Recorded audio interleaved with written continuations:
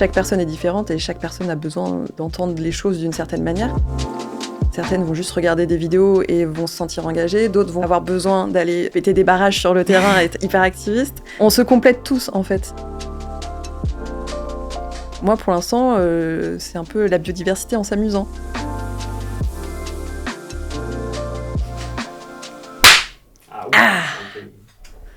Voilà, je n'entends plus rien. Vous faisiez quoi il y a 7 ans? Marie Wild, elle produisait déjà des vidéos sur YouTube pour parler de sujets écologiques, de biodiversité et de sauvegarde des écosystèmes. Marie est donc une warrior, parce qu'à cette époque, on ne parlait pas vraiment de ces sujets. Déjà qu'aujourd'hui, c'est pas la folie. Et pourtant, Marie l'a fait. Personnellement, j'adore ses contenus. Elle rencontre les scientifiques sur le terrain, elle leur donne la parole et elle vulgarise le tout. Et puis maintenant qu'elle maîtrise les caméras pièges, on voit d'autres formats apparaître qui cartonnent. Surtout grâce au petit cul de Zébé... Surtout grâce au petit cul des mésanges. Ah. Surtout grâce au petit cul des mésanges de change. Eh, c'est vachement dur à dire, ça. Surtout grâce au petit cul des mésanges de son jardin.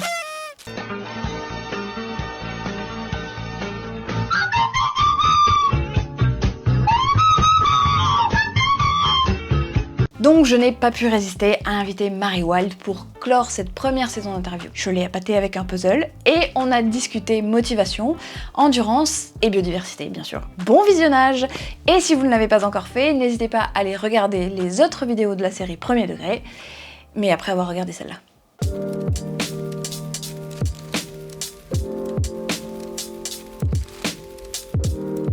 Bonjour Marie! Bonjour Léa. Ah ok, donc si on rigole déjà à dire bonjour, on va pas s'en sortir. Ok. Donc bienvenue, je suis contente de t'avoir ici parce que Merci beaucoup je pour suis l'invitation. fan de tes contenus. Moi aussi. Je suis fan de mes contenus. Non, vas-y, je me concentre. Alors c'est la dernière interview de la saison, on va être beaucoup plus détente, je vous le dis tout de suite. Est-ce que tu peux me présenter un peu justement tes contenus et qu'est-ce que tu fais sur ta chaîne YouTube, car tu as une chaîne YouTube? Eh bien, je fais des reportages animaliers et environnementaux, en France et un peu à l'étranger, que je partage essentiellement sur YouTube et que je décline un peu sur d'autres réseaux sociaux, Twitch, Instagram, TikTok et compagnie. 7.7. Brigitte m'a confié un pochon avec un oiseau dedans. Ce que je lui ai pas dit, c'est que j'allais le kidnapper. Les roselières, c'est pas un habitat qu'on dit de climax. Ça, c'est le cochon des marais. Le cochon des marais. On estime qu'on a perdu à peu près 90% des roselières depuis l'ère industrielle. Ça, c'est une bouscarde de cette type. J'allais le dire. Et qu'est-ce qui t'a donné l'idée de faire ces contenus-là? À la base, de la base, grosse passion pour les animaux depuis toute petite. J'ai toujours baigné dedans, nature, environnement, forêt. Du coup, j'en ai fait mes études aussi. J'ai fait une fac de bio, en sachant pas vraiment ce que je voulais faire, à part travailler dans l'environnement. Et de ces cours à la fac, il y avait pas mal de temps libre. Du coup, c'est là aussi où j'ai découvert YouTube. Et je me suis dit, bah tiens, pourquoi pas lier ces deux passions, vidéo et animaux, parce que j'ai commencé à faire des petites vidéos dans mon coin. C'était il y a combien de temps ça? En 1902. Je suis très vieille, on ne croirait pas. C'était en 2015. Et au bout d'1 ou 2 ans, je crois, j'ai eu envie de faire des reportages animaliers. Et du coup, j'étais en CDD dans des structures environnementales, en temps plein. Et du coup, le week-end, j'ai voulu lancer ce projet-là, donc j'ai commencé avec des espèces qu'il y avait dans ma région. Donc, tout premier épisode sur le phoque vaumarin en Normandie. Et puis, au bout de quelques temps, j'ai voulu faire des espèces qu'il n'y avait pas en Normandie, genre flamand rose, chamois et compagnie. Et donc, je suis passée en mi-temps, toujours structure environnementale, et je développais ça à côté. Et puis, au bout d'un moment, j'ai voulu vraiment me lancer à 100%, voir jusqu'où ça allait me mener, pas avoir de regrets. Et du coup, j'ai arrêté de travailler pour devenir youtubeuse. Bienvenue dans cette nouvelle vidéo. Aujourd'hui, je réalise un rêve. Je me trouve au Brésil, à bord du Tara. Je vous embarque une semaine avec moi pour découvrir la mission microbiome, ce que c'est, à quoi ça sert, et puis aussi découvrir la vie à bord, comment ça se passe.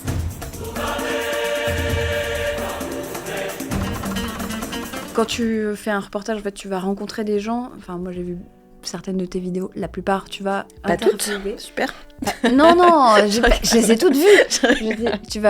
Mais des fois, t'es toute seule et souvent, T'es Ouais. accompagné d'experts ou d'expertes. Comment tu rencontres ces gens? Qu'est-ce qu'ils t'apportent? Qu'est-ce qu'ils t'apprennent? Et voilà, comment tu crées tes vidéos? C'est fou. Je suis spécialiste en rien du tout. J'ai une formation, j'ai un master en environnement et biodiversité, mais très généraliste. Et du coup, dans chaque vidéo, j'ai un sujet plus ou moins précis, donc soit une espèce animale, soit un écosystème. Et à chaque fois, je vais sur le terrain rencontrer des spécialistes. Et ce sont mes intervenants et intervenantes, du coup, qui donnent les informations. Et moi, je fais le pont entre le grand public et le côté scientifique. Et j'essaye de vulgariser un peu certaines informations qui pourraient être peut-être indigestes si t'es pas trop du milieu. Puis j'essaye... au-delà de l'espèce ou de l'écosystème, j'avais aussi cette volonté de mettre en avant les acteurs de l'environnement, de les mettre en lumière et de voir aussi, de présenter la diversité de boulot qu'il peut y avoir dans l'environnement. Et donc voilà, j'ai mêlé un peu tout ça et voilà. Ma chaîne est née. C'est reportage. Et est-ce que tu as vu une évolution par rapport aux gens que tu as rencontrés, aux spécialistes environnementaux? Sur 5 années, est-ce que j'ai vu leur discours changer Est-ce que tu as vu leur discours changer? Pas tellement. À ma grande surprise, ils sont toujours extrêmement positifs. Ah oui? Bon, pas tous, mais la plupart est extrêmement positif sur ce genre de sujet. J'imagine parce que eux, ils sont dans le concret et ils ont des petites victoires dans leur combat auprès de villes, de communes ou des trucs comme ça. Donc je pense que ça t'aide pas mal à garder un bon état d'esprit. Mais non, d'une manière générale, je n'ai pas tant vu de changement. Peut-être un peu en off, les discussions qu'on peut avoir hors caméra. Où oui, c'est clairement... on est clairement conscient que c'est un peu beaucoup la merde. Mais c'est plus positif dans leur discours, quoi. Ce qui fait du bien aussi à entendre.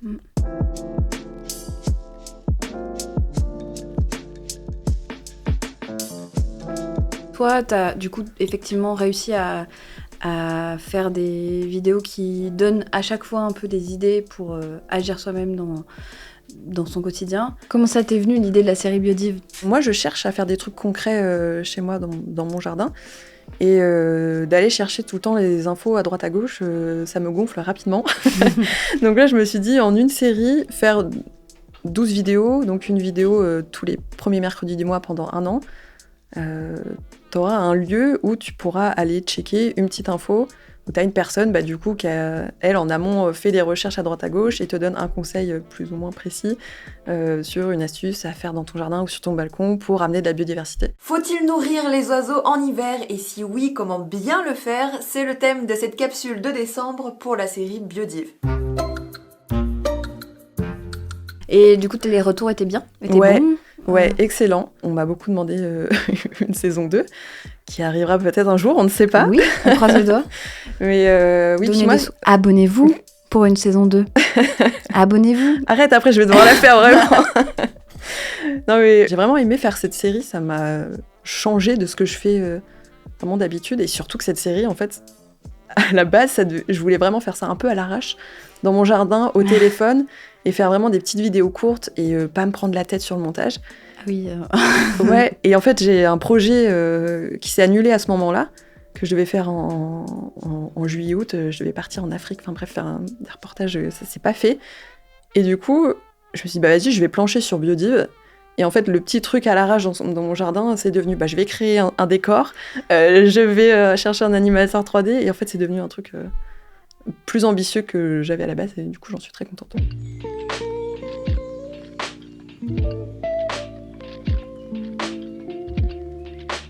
Sur ces 7 ans où tu t'as fait des vidéos, est-ce que toi, tu as changé de vision un peu sur l'environnement? Malheureusement, oui. Ouais, alors pourquoi malheureusement? Ça va pas être très joyeux, mais contrairement à mes intervenants et intervenantes, d'être tout le temps H24, d'avoir ce genre d'informations sur les réseaux sociaux, tout le temps négatives et tout, moi, moralement, ça m'a un peu détruite. Ouais. Le mot est un peu fort, mais ouais, je suis pas très positive sur le présent et l'avenir. Mais tu gardes quand même l'envie de partager ses connaissances, en tout cas. Ou pas? Je sais pas, c'est la question du moment, en fait. Est-ce que il faut que j'arrive à trouver un équilibre pour me préserver moi, parce que c'est des sujets, pour moi, qui sont ultra important et qui me passionne, et oui, j'ai envie d'en parler. Sous quel format, aujourd'hui, j'en sais rien. Et est-ce que je dois faire une pause? Est-ce que je dois m'éloigner complètement de ce genre de sujet pour prendre soin de moi et revenir ou pas? C'est les questions du moment, en fait. Du coup, toi, pour 2050, ou en tout cas dans le futur, tu vois ça J'essaye plutôt... de ne pas y penser. Voilà, ok. Non, je sais pas. Je n'ai pas trop envie de me poser la question parce que je suis dans cette période ultra négative. Donc, je vois pas comment en 2050, à moins d'avoir des obligations niveau politique, je vois pas comment on peut arriver à s'en sortir. C'est un peu bizarre. Sachant qu'aujourd'hui, même dans l'environnement, de par mes reportages, mon boulot et tout, rien que dans des associations ou des structures environnementales, c'est déjà un peu des guéguerres un peu nulles d'ego, d'argent et compagnie, alors que t'es censé avoir la même passion et tous aller dans la même direction. Donc, je vois pas comment, à l'avenir, ça peut s'améliorer. Ça peut s'améliorer. T'as pas envie de te vénérer des fois quand tu fais tes vidéos et quand tu vois ça et tu... Je sais pas, je te trouve très calme. Ouais, mais c'est parce qu'il y a devant la caméra et derrière la caméra. Je suis un peu violente et énervée hors caméra, mais j'essaye de pas le montrer parce que moi, c'est pas des gens que j'ai envie de regarder ou de suivre, parce que je le suis déjà moi-même. Donc je me dis, c'est pas ce que j'ai envie de transmettre. Et après, chaque personne est différente et chaque personne a besoin d'entendre les choses d'une certaine manière. Certaines vont juste regarder des vidéos et vont se sentir engagées, d'autres vont avoir besoin d'aller péter des barrages sur le terrain et être hyper activistes. On se complète tous, en fait. Et moi, pour l'instant, c'est un peu la biodiversité en s'amusant. Même si dans mes vidéos, je te parle de trucs qui sont pas très joyeux, mais il y a des solutions et j'essaye de pas trop plomber l'ambiance générale et plus de jouer peut-être aussi sur le côté émerveillement, insolite, curiosité et tout. Mais l'un n'empêche pas l'autre.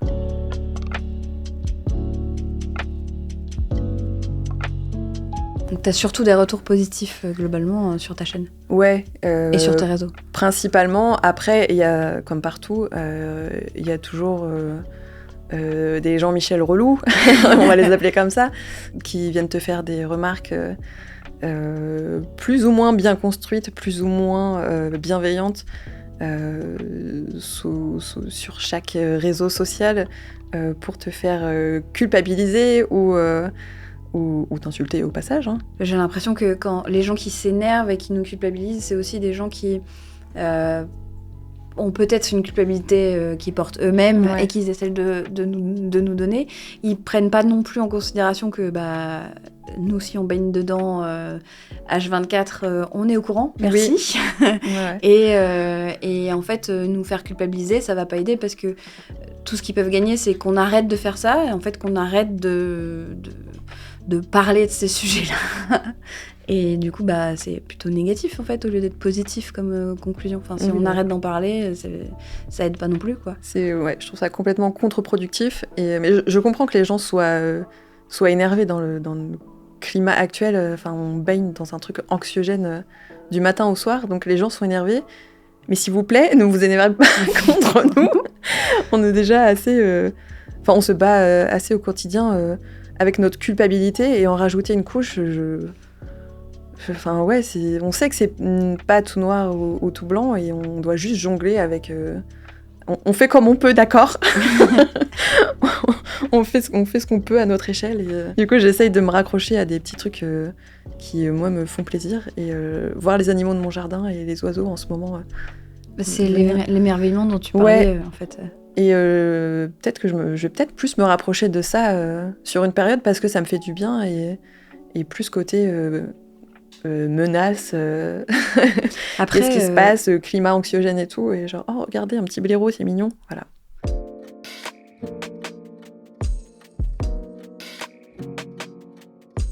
Moi en ce moment, je fais, je te disais, je me suis mis à faire des formats courts, formats vertical qui marchent bien en ce moment, et j'ai pu du coup voir ça sur TikTok notamment, avec une vidéo d'un florilège d'animaux de mon jardin via un piège photographique, qui a dépassé les 2 millions de vues sur TikTok. Et du coup, j'ai brassé une audience beaucoup plus large qui n'est pas la mienne.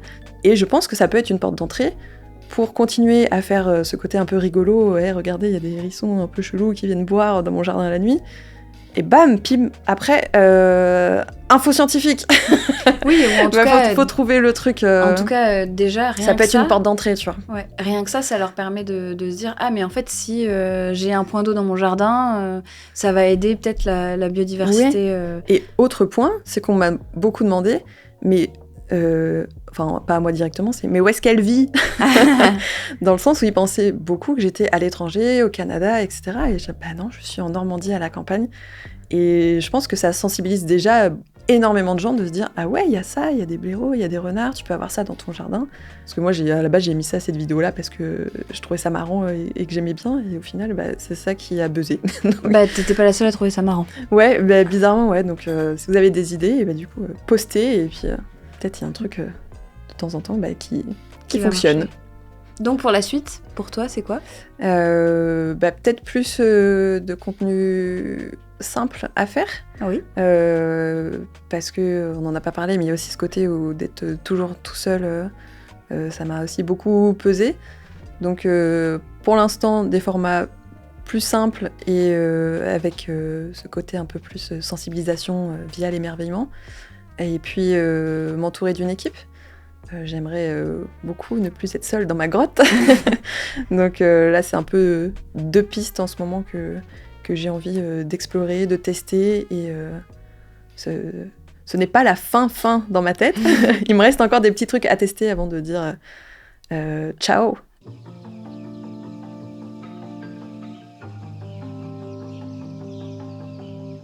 Merci beaucoup d'avoir pris ce temps-là de discussion. Merci beaucoup pour l'invitation. N'hésitez pas à vous abonner. Abonnez-vous évidemment à la chaîne. Oui, d'ailleurs, j'arrête de dire n'hésitez pas à vous abonner.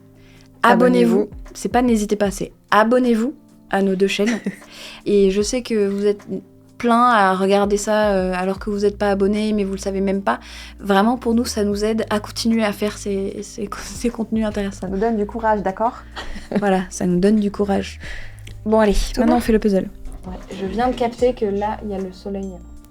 Regarde.